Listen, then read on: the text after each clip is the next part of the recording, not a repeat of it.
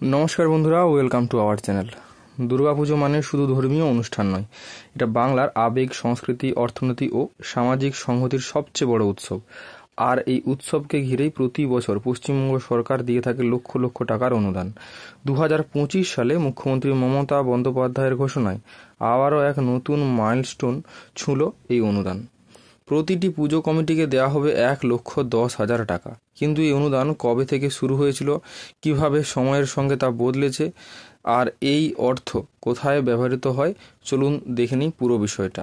তো চ্যানেলে নতুন হয়ে থাকলে অবশ্যই লাইক, সাবস্ক্রাইব এবং শেয়ার করতে ভুলবেন না। 31শে জুলাই 2025 রাজ্যের সমস্ত দুর্গাপুজো কমিটিকে রাজ্য সরকারের পক্ষ থেকে দেওয়া হবে 1,10,000 টাকা করে অনুদান।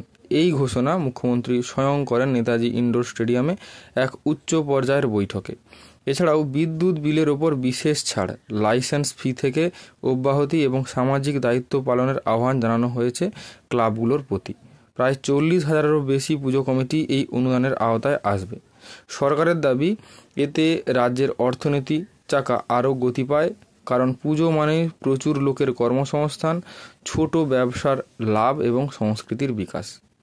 তবে আজকের এই বড় অঙ্কের অনুদান কিন্তু একদিনে আসেনি। চলুন দেখে নিই কীভাবে ধাপে ধাপে এই অনুদান বেড়েছে।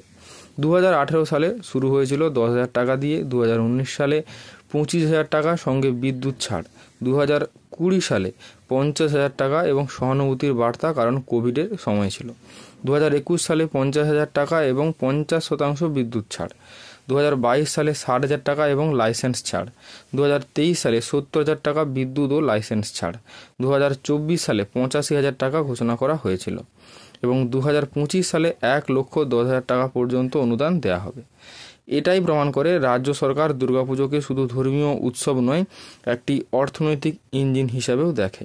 প্রশ্ন উঠতে পারে, এই টাকা কোথায় ব্যবহৃত হয়?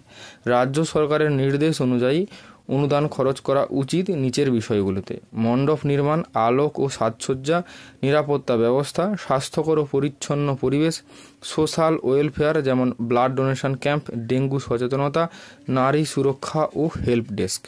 অর্থাৎ এই অনুদান শুধু পুজোর জাঁকজমক নয়, সমাজসেবা ও জনসচেতনতা তৈরিতেও ব্যবহার করার আহ্বান জানানো হয়েছে। এই অনুদান নিয়ে রাজনীতিও কম হয়নি। একদিকে তৃণমূল সরকার বলেছে পুজোতে রাজ্যবাসীর সক্রিয়তা ও অংশগ্রহণ বাড়ে, কাজের সুযোগ তৈরি হয়। অন্যদিকে বিরোধীরা বলেছে সরকারি টাকায় ক্লাব, রাজনীতি ও ভোট ব্যাংক তৈরি করা হচ্ছে। তবে জনসাধারণের বড় অংশ এই অনুদানকে উৎসবের সহায়তা হিসাবে, ইতিবাচক হিসাবে দেখে থাকেন।